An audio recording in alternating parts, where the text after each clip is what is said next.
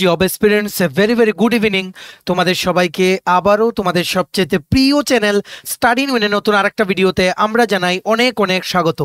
Good news good news good news. Yes, তোমরা সবাই জানো 2-3 দিন আগে আমরা একটা ভিডিও আপলোড করেছিলাম যেখানে বলেছিলাম যে জেআরবিটি 1 যেটা 2020-তে বিজ্ঞপ্তি বেরিয়েছিল, 2023-এ ফাইনাল মেরিট লিস্ট বেরিয়েছিল, যেটাতে 430টা পোস্ট খালি ছিল, সেগুলো পূরণ করার নির্দেশ দেওয়া হয়েছে রুলস মেনে অনারেবল হাইকোর্ট অফ ত্রিপুরা থেকে।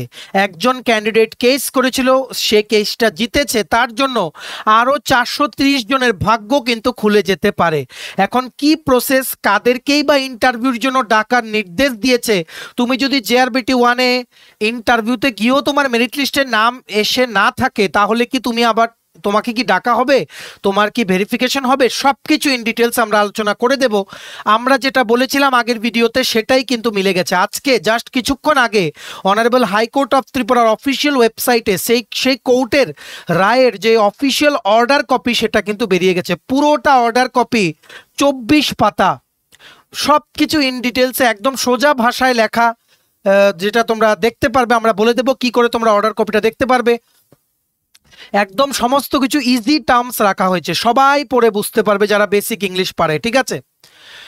সো সেই 24 পাতার যে অর্ডার কপি, সেখান থেকে আমরা তোমাদের বলে দেব কি হয়েছে গোটা যেই প্রসেসটাতে, ঠিক আছে? মানে মোটামুটি তোমরা বলতে পারো যে মেইন যে পয়েন্টসগুলো সেগুলো আমরা বলে দেব। তাছাড়া ফাইনাল যে জাজমেন্ট ইন ডিটেলস আমরা সেটা আলোচনা করব, যে কোর্ট অ্যাকচুয়ালি জেআরবিটি বোর্ডকে কি বলেছে। কেন আমরা বলছি তোমাদের সবার জন্য গুড নিউজ, তোমরা যারা মানে কোয়ালিফাই করনি জেআরবিটি 1-এ, তোমাদের জন্য চাকরি পাওয়ার আরেকটা রাস্তা কিন্তু খুলে যাচ্ছে, ঠিক আছে? এখন পর্যন্ত এই ঐতিহাসিক কোর্টের যে রায় সেটা দিয়ে কিন্তু এটা পরিষ্কার হয়ে গেল যে আমরা দুদিন আগে যে কথাটা তোমাদের বলেছিলাম, সেম জিনিসটাই কিন্তু আমরা অর্ডার কপিতে দেখতে পাচ্ছি, ঠিক আছে? ইন ডিটেলস আরো বলবো যে অ্যাকচুয়ালি কি বলেছে কোর্ট থেকে, যে কারা চাকরি পাবে বা কাদেরকে আবার ইন্টারভিউর জন্য ডাকতে বলা হয়েছে। সেই অর্ডার কপিটা বেরিয়ে গেছে। তারপর যারা তোমরা জেআরবিটি 1-এ কিছু সংখ্যার নম্বরের জন্য, বা ধরো তোমরা ভালো স্কোর করেছিলে, কেন নাম আসেনি তোমরা জানোই না, তোমরা কনফিউশনে আছো যে এত ভালো স্কোর করেও কেন আসেনি, হয়তো 1-2 নম্বরের জন্য আটকে গেছো। এইবার কিন্তু তোমাদের ভাগ্য কিন্তু খুলে যেতে পারে। ইয়েস, আমরা পুরো জিনিসটা ইজি ওয়েতে তোমাদের এক্সপ্লেন করে দেওয়ার চেষ্টা করব। তোমরা প্লিজ এই সুপার ইম্পর্টেন্ট ভিডিও লিঙ্কটা ম্যাক্সিমাম হোয়াটসঅ্যাপ, ফেসবুক, টেলিগ্রাম গ্রুপে শেয়ার করে সমস্ত চাকরি প্রত্যাশীদেরকে গুড নিউজটা আমাদের এই ভিডিওর মাধ্যমে জেনে নেওয়ার তোমরা সুযোগ করে দিও। আর যারা তোমরা ফার্স্ট টাইম দেখছো আমার চ্যানেলটা, এক্ষুনি আমাদের channel study in winter subscribe করে সাইডে নোটিফিকেশন বেল কিন্তু অবশ্যই তোমরা ক্লিক করে রাখতে ভুলো না। ত্রিপুরার সমস্ত চাকরির আপডেট, চাকরির প্রিপারেশন করার জন্য ফ্রি ইউটিউব ক্লাসেস, সরকারি কর্মচারী ও পেনশনারদের update, educational update, current affair, সবকিছু একটা প্ল্যাটফর্মে অন টাইম তোমরা কিন্তু পেয়ে যাবে। আমাদের ফেসবুক পেজ, নতুন Telegram channel, WhatsApp group, WhatsApp channel, সবকিছু লিঙ্ক আমরা নিচে ডেসক্রিপশন বক্সে দিয়ে রেখেছি। তোমাদের ইচ্ছা হলে এগুলো ফলো করতে পারো বা জয়েন করতে পারো, ওখানে আমরা সমস্ত আপডেট জানালি আমরা শেয়ার করে থাকি, ঠিক আছে? আচ্ছা, ভিডিওর মেইন টপিকে যাওয়ার আগে সমস্ত চাকরি প্রত্যাশীদের জন্য দুর্দান্ত আপডেট। সমস্ত ত্রিপুরার সরকারি চাকরির লিখিত পরীক্ষা বা ইন্টারভিউর প্রিপারেশন করার জন্য ইংলিশ প্লাস বাংলা দুটো ভার্সনে বিভিন্ন পরীক্ষার ফুল সিলেবাস, কমপ্লিট নোটস তোমরা আমাদের কাছে পেয়ে যাবে।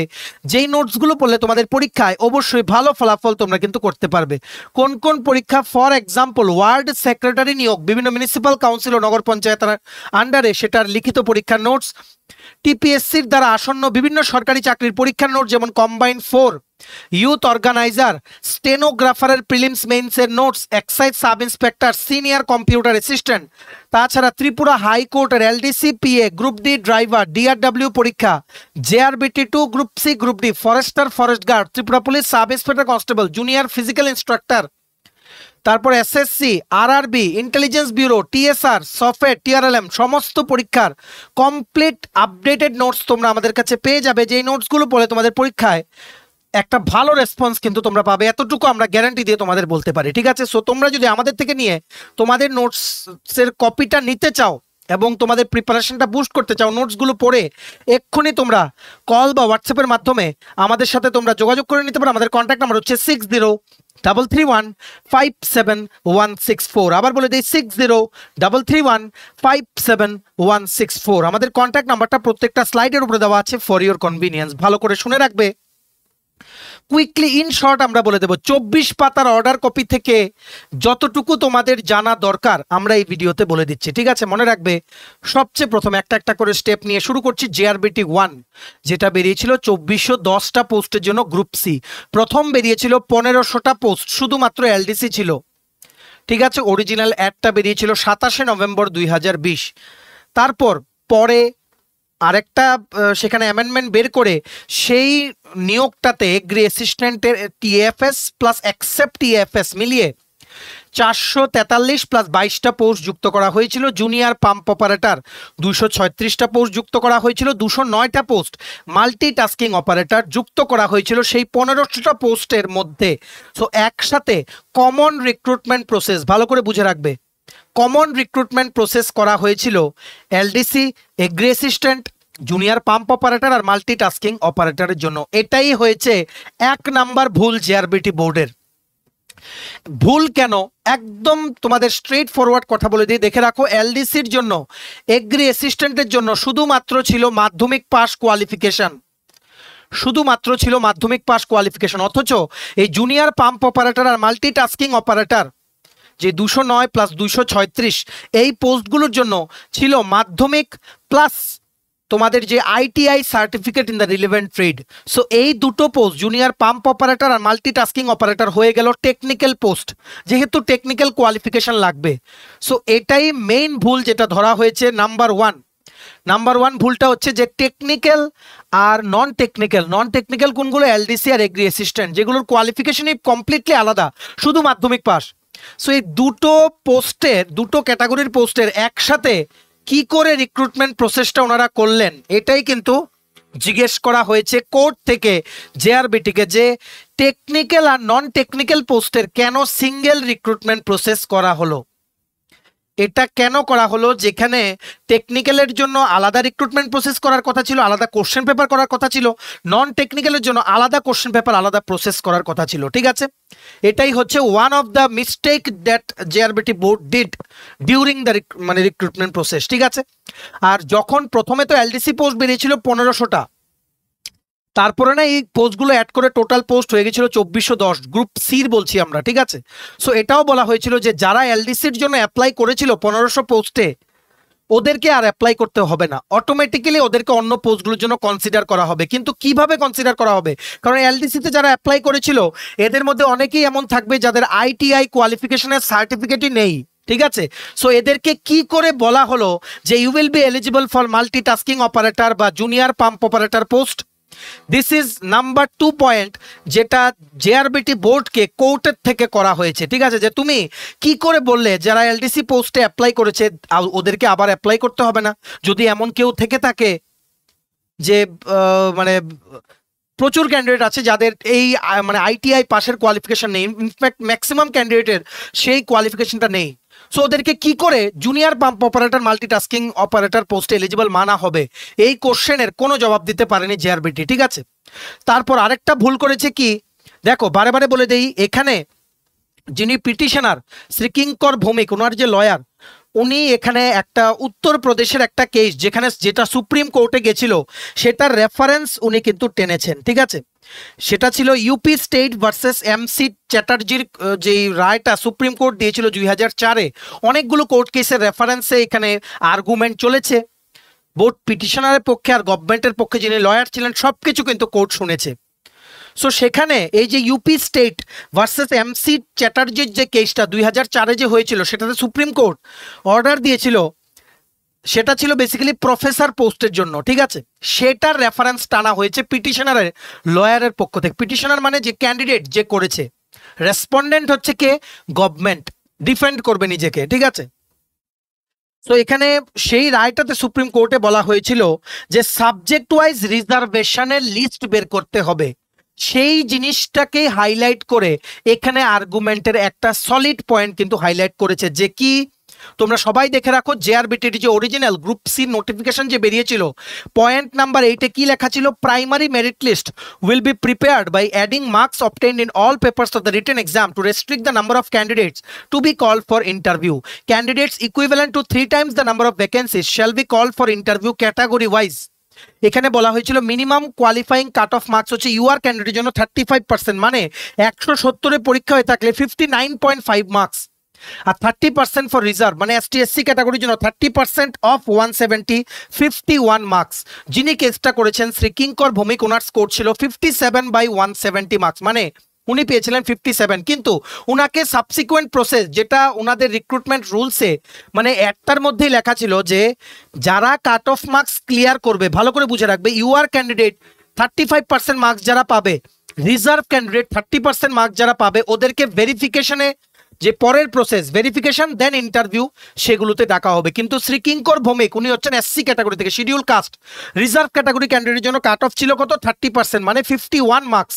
ডেসপাইট স্কোরিং 57 মার্কস, ওনাকে কিন্তু ডকুমেন্ট ভেরিফিকেশনে ডাকা হয়নি। This is gross violation of what was written in their job ad. এই 8 নাম্বার পয়েন্ট, ঠিক আছে? দেখতে পাচ্ছ, a candidate who secures 35% for UR candidates and 30% for reserve candidates or more marks will be considered to have passed.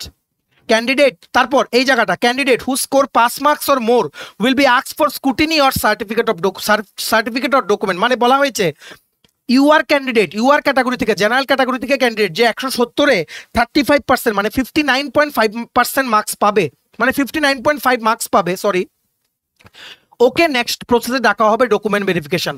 R ST SC বা reserve মানে pH category থেকে যারা থাকবে, এদের 51 মার্কস পেলে আউট অফ 170 ডকুমেন্ট ভেরিফিকেশনে ডাকা হবে। কিন্তু শ্রী কিঙ্কর ভৌমিক, হি ওয়াজ ফ্রম এসসি ক্যাটাগরি, মানে উনি হচ্ছেন পিটিশনার, ঠিক আছে?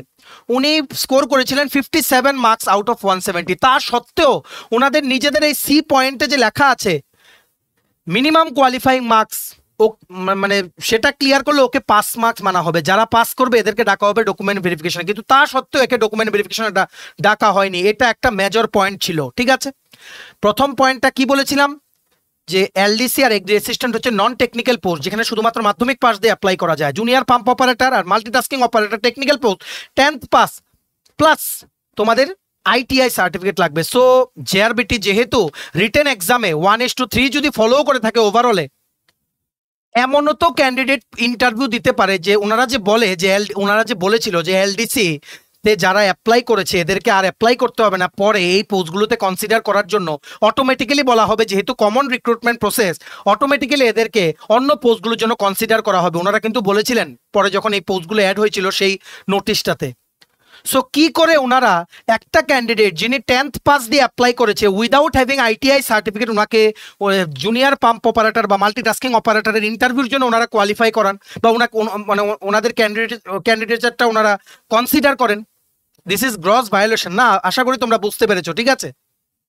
একটা জিনিস। আরেকটা জিনিস হচ্ছে এখানে পুরো রুলসই আছে ক্যাটাগরি ওয়াইজ, মানে ধরো এলডিসি, ঠিক আছে, তারপর হচ্ছে এগ্রি অ্যাসিস্ট্যান্ট, তারপর junior pump operator, multitasking operator. এলডিসির জন্য কোন ক্যাটাগরি থেকে কতজন আলাদা আলাদা করে রিটেন পাস করে ইন্টারভিউর জন্য কোয়ালিফাই করেছে সেই লিস্ট কোথায় সেটা দেওয়া হয়নি। জেআরবিটি দিয়েছে রিটেন এক্সাম কোয়ালিফাই করা একটা ওভারঅল লিস্ট দিয়ে দিয়েছে, একটা ওভারঅল লিস্ট যেটা 1:3 বেশি, মানে টোটাল পোস্ট ছিল 2410, ইন্টারভিউতে ডাকার কথা ছিল বা ডকুমেন্ট ভেরিফিকেশনে ডাকার কথা ছিল *3। ওনারা কি করেছে, ডাইরেক্টলি *3 করে 7900, মানে এর থেকে বেশি ডেকে দিয়েছে। কিন্তু এর মানে এটার কি গ্যারান্টি যে ক্যাটাগরি ওয়াইজ যে ভ্যাকেন্সি মানে যতজনকে ডাকার কথা এদেরকে ডাকা হয়েছে, আর যারা মিনিমাম কোয়ালিফাইং মার্কস পেয়েছে এদেরকে তো পাস মানার কথা। সো এদেরকে কেন ডকুমেন্ট ভেরিফিকেশনে ডাকা হয়নি?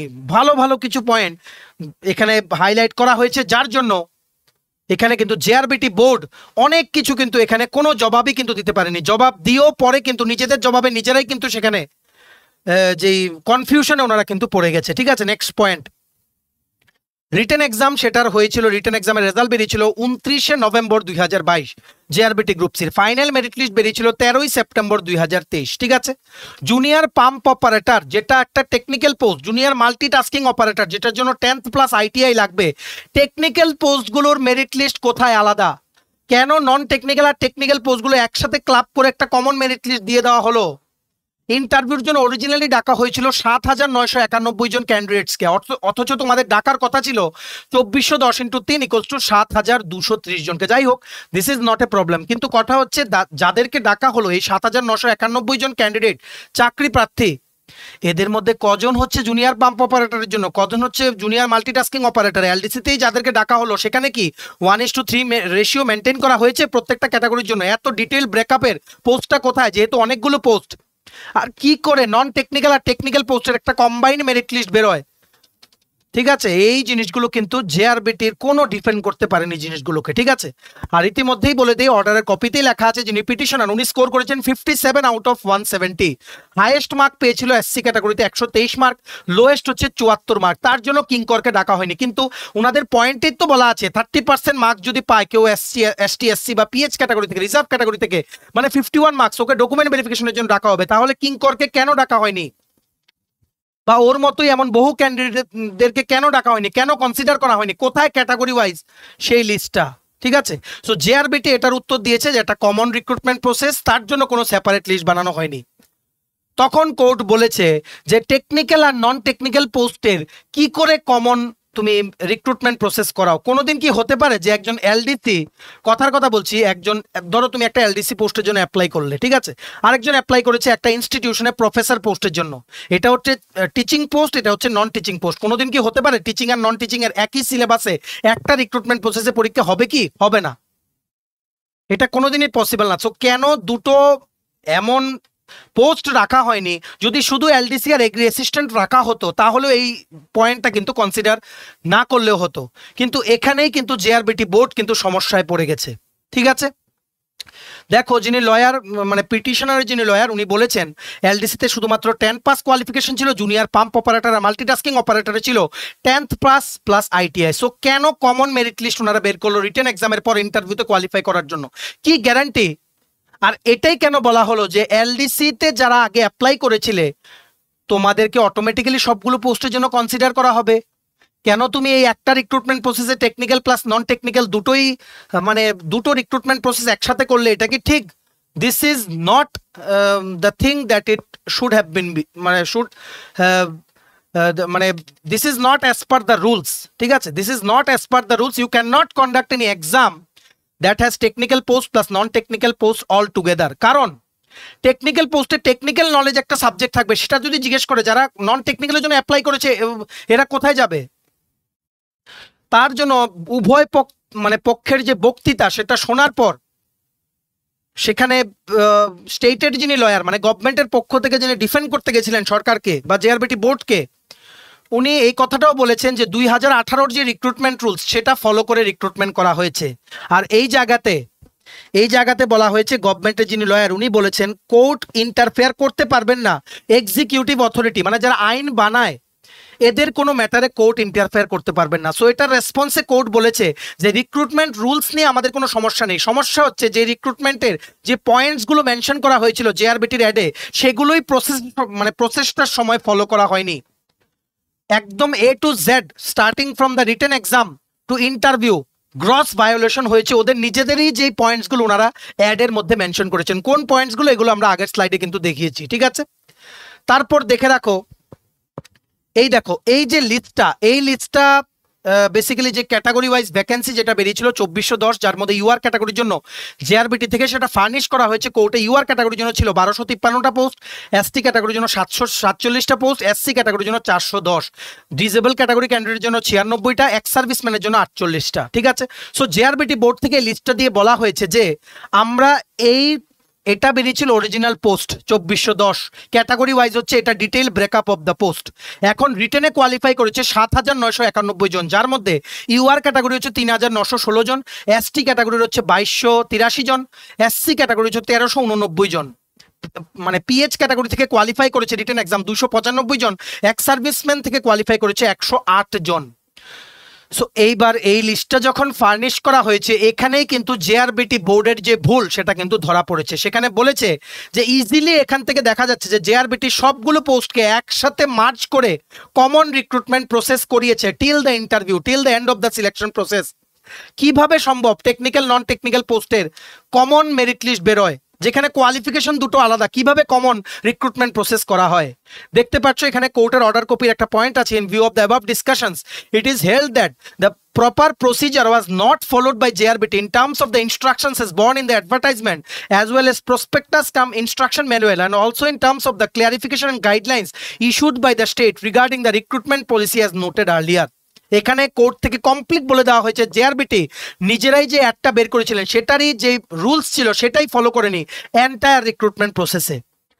এর উপরে the provisions of Tripura schedule caste and schedule tribes reservation act 1991 সেটাও ফলো করা হয়নি, রিজার্ভেশনের যে রুলস সেটাও ফলো করা হয়নি, যেখানে 1:3 ক্যাটাগরি ওয়াইজ যে পোস্ট সেগুলো বের করা হয়নি, which is gross violation of যে Tripura schedule caste and schedule tribes reservation act 1991। কোর্টের অর্ডার কপিতে এটা লেখা আছে, ঠিক আছে। তারপর এবার ফাইনাল জাজমেন্ট তোমাদের সবার জন্য good news, good news, good news. Good নিউজটা হচ্ছে যারা তোমরা জেআরবিটিতে কোয়ালিফাই করোনি, ইভেন ইন্টারভিউ থেকে যারা তোমরা ফেল করেছো, মানে তোমরা এখনো তোমাদের নাম আসেনি, তোমরা আশা ছেড়ে দিয়েছো, তোমাদের জন্য আবার আরেকটা সুযোগ আসতে পারে। এখন কোর্ট থেকে জেআরবিটিকে ডাইরেক্ট নির্দেশ দেওয়া হয়েছে জেআরবিটি স্টেপ নিতে হবে যেই পোস্টগুলো খালি ছিল সেগুলোকে ফিল আপ করার। কতটা পোস্ট খালি ছিল? 430। তোমরা দেখতে পাচ্ছ যার মধ্যে এলডিসির জন্য খালি ছিল ইউআর ক্যাটাগরির 9টা, এসটি ক্যাটাগরির 20টা, এসসি ক্যাটাগরির জন্য 8টা, টোটাল 37টা। এগ্রি অ্যাসিস্ট্যান্ট এক্সেপ্ট টিএফএস কোনো পোস্ট খালি ছিল না। এগ্রি অ্যাসিস্ট্যান্ট টিএফএস গ্রেড 3 3টে পোস্ট, ইউআর ক্যাটাগরির জন্য, এসটি ক্যাটাগরির জন্য 5টা পোস্ট, এসসি ক্যাটাগরির জন্য 2টো, টোটাল 10টা। জুনিয়র পাম্প অপারেটর 85টা পোস্ট ইউআর ক্যাটাগরির জন্য খালি ছিল, এসটি ক্যাটাগরির জন্য 63টা, এসসি ক্যাটাগরির জন্য 34টা, টোটাল 182টা। Junior multitasking operator uncommon UR ক্যাটাগরির জন্য 102টা, এসটি ক্যাটাগরির জন্য 65টা, এসসি ক্যাটাগরির জন্য 34টা, টোটাল 201। টোটাল এই 430টা খালি পোস্ট যেগুলোতে কোনো ক্যান্ডিডেট পাওয়া যায় না, জেআরবিটি রেজাল্টে বলেছিল ফাইনাল মেরিট লিস্টে, যার মধ্যে ইউআর ক্যাটাগরির জন্য 199টা, এসটি ক্যাটাগরির জন্য 153টা, এসসি ক্যাটাগরির জন্য 78টা। এই সবগুলো পোস্ট ফিল আপ করার জন্য কোর্ট থেকে অর্ডার দিয়েছে জেআরবিটি বোর্ডকে, তুমি আবার রিক্রুটমেন্ট প্রসেস তোমার করতে হবে, আর কোনো রাস্তা নেই। You have failed to defend yourself. ঠিক আছে, এখানে কি করতে বলা হয়েছে ইনস্ট্রাকশনস ভালো করে শুনে রাখো।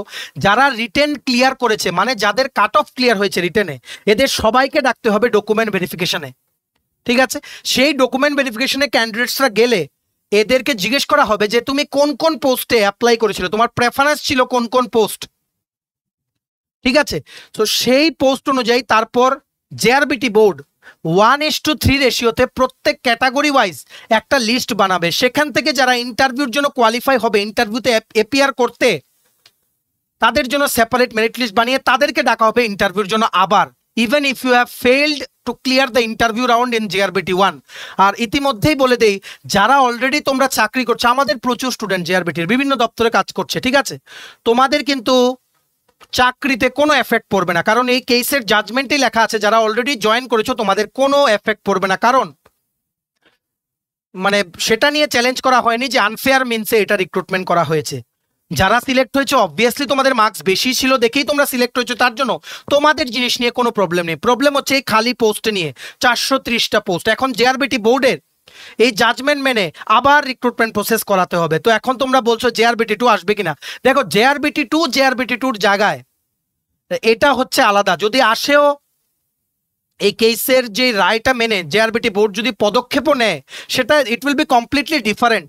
আর জেআরবিটি 2 যে নোটিফিকেশন সেটা আসবে, কারণ গভর্নমেন্ট অনেক দিন ধরে পোস্ট একত্রিত করছে জেআরবিটি 2তে আনার জন্য।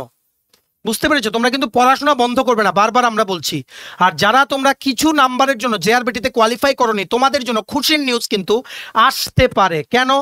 এখন জেআরবিটি বোর্ড যদি আবার অন্য বেঞ্চে যায় বা ফাইনালি যদি সুপ্রিম কোর্টে যায়, তখন কেসটা কিন্তু আরেকটা ইউ টার্ন নিতে পারে। কিন্তু এখানে বলে দেই সমস্ত পয়েন্ট কিন্তু এখানে যে মানে দুই পক্ষের লয়ারের যে পয়েন্টসগুলো সেখানে কিন্তু শোনা হয়েছে, তারপর কিন্তু এই ঐতিহাসিক জাজমেন্টটা দিয়েছে, যার জন্য 430 জন ক্যান্ডিডেটের ভাগ্য কিন্তু আবার কিন্তু খুলে যেতে পারে। ঠিক আছে, এটাই হচ্ছে পুরো কেসের 24 পাতার যে অর্ডার কপি, সেটার সামারি তোমরা বলতে পারো। আমরা যতটুকু সম্ভব ইজি ওয়েতে তোমাদের বুঝিয়ে দেওয়ার চেষ্টা করেছি। তোমরা কিন্তু প্লিজ ভিডিওটা শেয়ার করো, স্পেসিফিক্যালি তোমাদের যারা জেআরবিটির বন্ধু বান্ধব আছে বা জেআরবিটি 2-র জন্য যারা প্রিপারেশন নিচ্ছে, সবাই যাতে ইজিলি বুঝতে পারে যে অ্যাকচুয়ালি কেসটা কি। ইয়েস, তোমাদের আবার চান্স আছে, ডকুমেন্ট ভেরিফিকেশনে ডাকবে, তোমাদের আবার ইন্টারভিউ হবে।